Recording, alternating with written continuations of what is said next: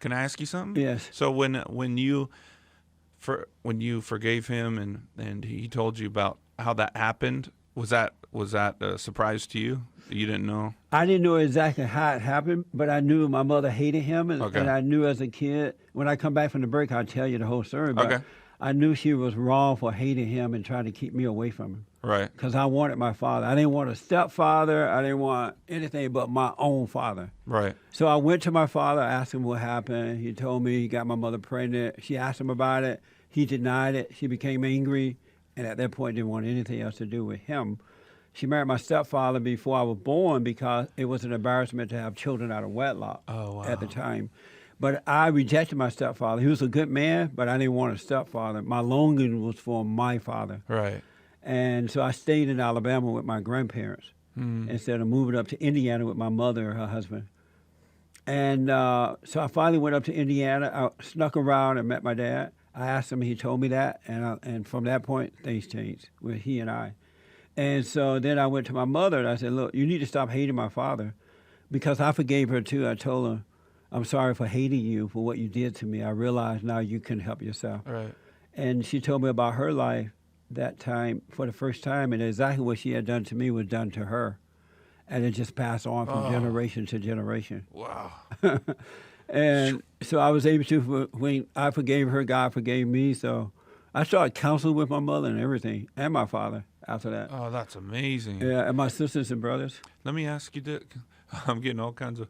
Is it free counsel from you? No. Yeah. So my ex-wife, she's wounded my daughter a lot, and so what about parents that aren't the best parents and everything? So how does that work? Same thing. Yeah, I mean, you forgive them, but yeah, your daughter need to go to her if she can find her, and let it go. Just say, you know what you did to me was wrong, but I'm suffering because I resent you for it, and I'm sorry for hating you. That doesn't mean she got to hang out with her mother or anything. That's what I was. Yeah, she doesn't have to call her or hang out with her, but she just needs to forgive her so God can forgive the daughter. The daughter needs to forgive the mother so God can forgive the daughter, and she can have peace within herself. Right. Then she can have a good life. And when she have challenges and things like that, she will be able to overcome them once God forgive her, and things won't overtake her. But if she doesn't forgive, she's going to be overcome with situations. Okay. But she needs to let it go. That's awesome. Just tell her mother, I'm sorry for hating you for it. Yeah. And she'll be fine. Okay. She'll totally be fine after that. Isn't that something? Yeah. Yeah. Powerful, man. And so that's what happened with my parents. I got to ask you this. You said that, I read that you were betrayed by a friend. Are you able to tell us what happened and how did that turn out? Yeah.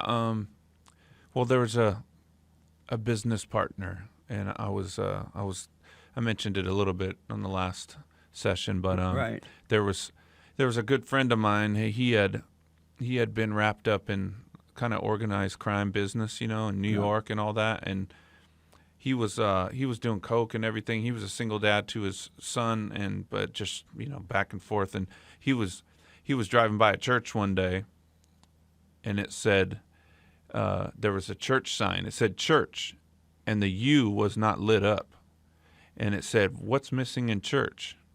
And the U was it. So he went to the church and he got saved there. Wow! But I met him a couple years later, and so we had real prayer time and all good stuff happened, but when he did business, he was like the old gangster, doing all that crooked stuff. And so he burned a lot of people with my money, with his mom's money, and that's really how, me being ignorant and not smart with my money and then giving him the control with our businesses, that's how I lost my money. How did you handle it? Actually, I told him that we just needed to separate. Obviously everything's crushing, and that we needed to separate. And he disappeared. Yeah. One thing I've learned about life is to never have a business partner, and because they don't have the same idea that you have. They don't think the way you think about the business. You could be a person that wanted to do the right thing, give good service, be fair and honest with folks.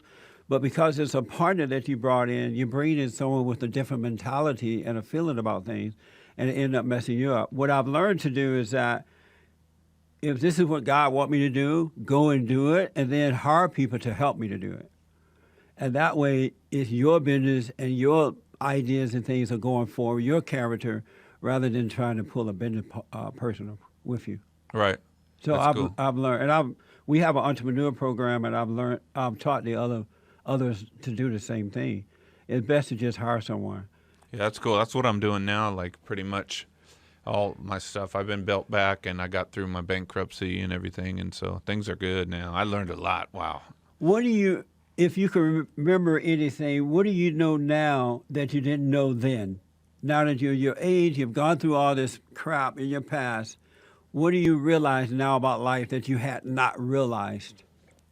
That God will take care of you no matter what, and that He will turn everything around for good. He'll turn your stupid mistakes around for good. That's right. He will turn your betrayals around for good, and He will just turn it all. I mean, no matter how ugly it is. Yeah.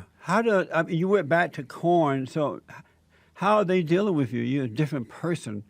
Have they accepted you as you are? Yeah, Oh, yeah. totally. We're just like so close, and everybody's real humble, and and it's just the opposite of from when I left, you know? Yeah. And so there's another guy in the band, he found Christ too, and I think everyone believes in God, you know? Two of us are Christians, and the others are just, you know, I think they're searching. They got their own thing going on. Right. But everyone's just humble and just trying to love each other. Really? Yeah, it's really crazy. It's awesome. Are you surprised by that? Yes, because we were always fighting, and it was always about pride and all this, and now everyone's like, oh, man, whatever you want to do. You want to have wine after the show and have a couple glasses? Let's hang out. If you want to go tell people about Jesus after the show, go do that. Whatever makes you happy. With my eyes wide open, miracles and mistakes while on my way back to Korn, and he is now back with him. You're also doing projects on your own, right? Yes, I have another band called Love and Death, and I got a new song came out last month. He played a snippet before, and, three breaks ago, Right. and stuff like that. And so a lot of speaking around the country. A little this year is going to be a lot more too. Oh, good, man. Well, again, I'm so glad that you came in, and I wish you well with your book. Yeah, I really appreciate you. You helped me out a lot today, and thanks for always, you know, being there for me and letting me come on the show over the years. Yeah, anytime. You're welcome here anytime. Thank you so much. One last thing. I noticed you have a lot of tattoos. Did you get those after you joined the group or before? I got them after. After you started Korn. I started getting scriptures all over me, and I don't know. I just kind of maybe I traded an addiction to, you know, who knows? But at least they're scriptures and all that. Right. I was looking at some laser removal tattoo videos the other day. Yeah. I was just wondering, like, I wonder if I'm going to get them removed when I'm like 65 or something. Do you want to have them removed? I'm thinking about the ones by my eyes, maybe. Yeah. And why do you want to have them removed now? I mean, I just don't know if I'll want them in 10 years, you know. Right. But it seems like a easy enough. It's not a thing where like I hate them and I have to, but I'm just saying, I wonder if I might grow out of them, you know. Yeah. You have one right here over your eyes. Oh yeah. Did that hurt? The eyelid? The eyelid. Yeah. Did that hurt? I got yes. One hurt more than the other. The other one wasn't so bad, but it says Shekinah and Kabod, which is the glory of God. One eye says Shekinah, the other Kabod. So how does one wait? You just walking down the road and say, you know what? Let me put this on my eyelid. I have nothing else to do. I might as well. How did you decide to put on the eyelid? Well, you know, I felt like God opened more understanding up to see Him in His glory. Oh. And so, to me, it was like, you remember the Abraham, and they made the stones after they had an encounter with God? Right. They had a memorial. And so like a symbol, huh? Yeah, so mine's the tattoos.